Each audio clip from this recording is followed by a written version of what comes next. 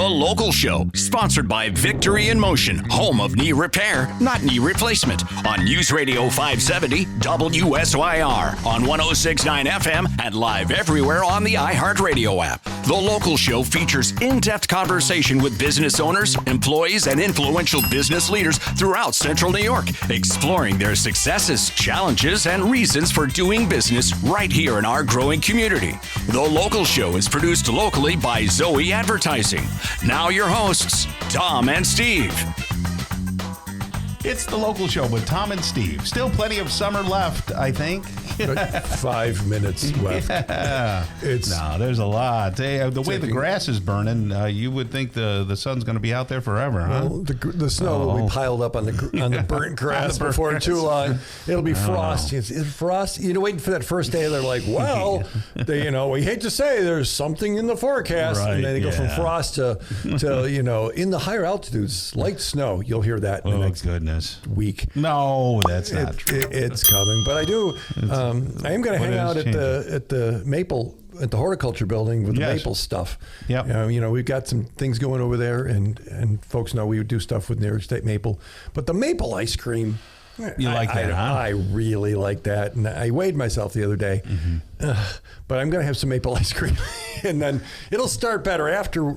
Those new cinnamon buns are tough, man. I'll tell you what, that's hard to stay away from. And they got the maple coffee to go with it, and the maple chino, which is the maple chino, like a big milkshake kind of thing. What is it? Well, it's like a coffee, but it's got a caffeine kick, but it's got that maple flavor. And so when you go to the fair, because we all go to the fair in the horticulture building, can't miss it. Right, and it's right there with that whole Buy New York State stuff exhibit. That's not what they call it. They have a better name for it. But it's all New York State stuff. It's pretty good. New York State. Here's a guy who's New York State grown, raised, born, and all that stuff. Neil Carr, Vice President of Prime Heating and Air. How are you, Neil? Doing well, guys. Good to see you again. Yeah, good to see you. Yeah, absolutely. We've had some really hot days, but then is your business really tied to the whole cycle of weather, or do you get consistent calls for maintenance? So we'll get consistent calls for maintenance, but when it comes to service calls, it's tied to the weather. Is it? Yeah, if it's we like the extremes, so extreme cold, extreme heat. That's good for us. Mild temperatures, and like we had last year, January, February in the 40s. That's not good for us. But it's good for the homeowners. So people in pain. Is this what you call it? I hate putting it like that. So when people suffer, we prosper. Good job, Neil. I don't like putting it that way, but it is true from a business standpoint for sure. But the extreme weather is good for us. Like, this summer's been really, really hot. Because the extreme temperatures, it's tough on the equipment. So that's why we get called. So I'm up at Mom's house here a few days ago. Yeah. And she says, I got a letter from Prime. She said, it's about this maintenance thing. So what do you think? Should I do the maintenance thing? I said, yes. Was she surprised by that letter? Because she asked us to send it. Okay. That's funny. I don't think she was surprised, but she was in quiz. I just don't know which, which plan. I said, Mom, it does make sense because that way they come and they check it, and it's what you're talking about, right? So that does make sense. That's a good idea for people. It does. If you do routine maintenance, it's just like maintenance on your car, right? Regular oil changes. If you don't change your oil for 2 years, you're going to have a major catastrophic event, right? Right. Yeah, it's similar. If you're not doing routine maintenance, you're going to have nuisance service calls where we got to come out and do something that could have been prevented. You know what I mean? And by a maintenance in the beginning of the season, or by staying on top of changing your filter. I think people underestimate the filter change. Oh, 100%. Explain why that is. Yes. As the filters work and they stop things and they start to get filled with dust and dirt and all that stuff, there's less air that's able to pass through.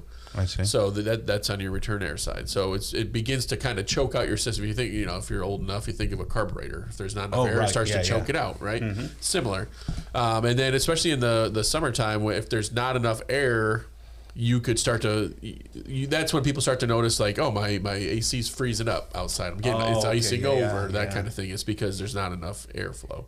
It's one of the reasons. Right. I saw a news story earlier this week that said the average National Grid customer bills going up by. Oh yeah, that's right. $600. Yeah.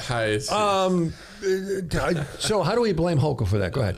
Well, I mean, it's pretty easily. I mean, what the heck? Yeah.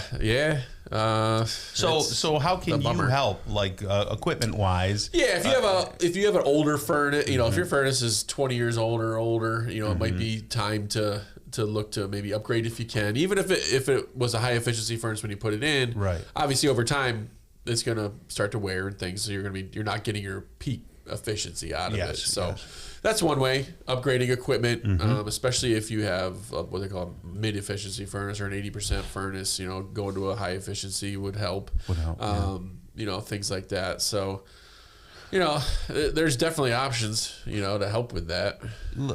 I know that you're not the technical guys. Maintenance is also another good one too. What is it? Maintenance. Oh, maintenance. Having maintenance done on it too will help make sure it's working as well as it can. Yeah, for sure. So you don't waste money. Yep. And like I say, I know that you're vice president and all, but you're not the guy twisting the wires and doing the stuff. But maybe the answer to this.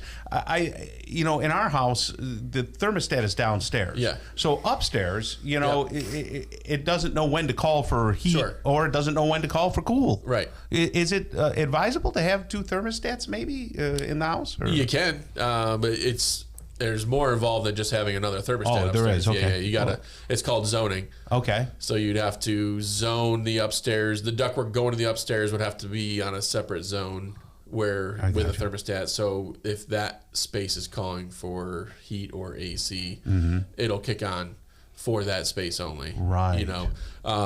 Just putting two thermostats in somewhere, it wouldn't do anything. That wouldn't do anything. Correct. So that could be you guys would be we happy do that. to evaluate. Yeah. We could. That. Yep. Okay. Yep. So that's an option sometimes. Sometimes the option is mini splits, ductless, maybe throwing one upstairs in a space that's being used. If it's just you and your wife in your bedroom and that's the only room you're really worried about, then maybe throwing something like that in there, just so you have more control over that space. Can you estimate how much money people would save if they were to do that, the zoning, or even a new furnace? Yeah, snow in the forecast. Just kidding. I mean, it's tough to put a dollar figure on it, but doing it, obviously it's common sense. It's going to help. Sure. Right? Now, are you going to notice like $200 a month off your bill? I can't guarantee. But if someone had get a couple $100 bill and they save 10%, and they're saving $20 a month or $25 a month, a couple $100 a year. That's a few $100 a year. Exactly. That exactly didn't go anywhere else except up the chimney or out the flue or whatever. Absolutely. And let's talk about the integrity too of the company. Yeah. It's you and your brothers, right? And of course you have some employees. Yep. Have you added to the staff throughout the year? So there's 4 of us right now total. Yeah. And then we're looking. We're always looking. Looking for good people. Looking for good people to add. Yep. But you're very let's say communicative, and I guess if people were looking for people they could trust, it would be you guys. I would hope so. I would think so. That's kind of what we strive to be. Right. And that's like just the communication part of it. That's what we try to do. Sometimes maybe we over communicate, or we're just trying to give you the best information so you can make the best. Yeah, and you don't want to be left hanging. It's too cold, it's too hot. Somebody call me back. Right. So primeheatandair.com. Does it sound about right? Yeah, that's the one. I got it right this time? Yeah, you did. Primeheatandair.com, or, hey, we should have you look at this. They could call the 802-4287 number, 802-4287, primeheatandair.com. Thanks for joining us, Neil. Yeah, thanks, guys, for having me again.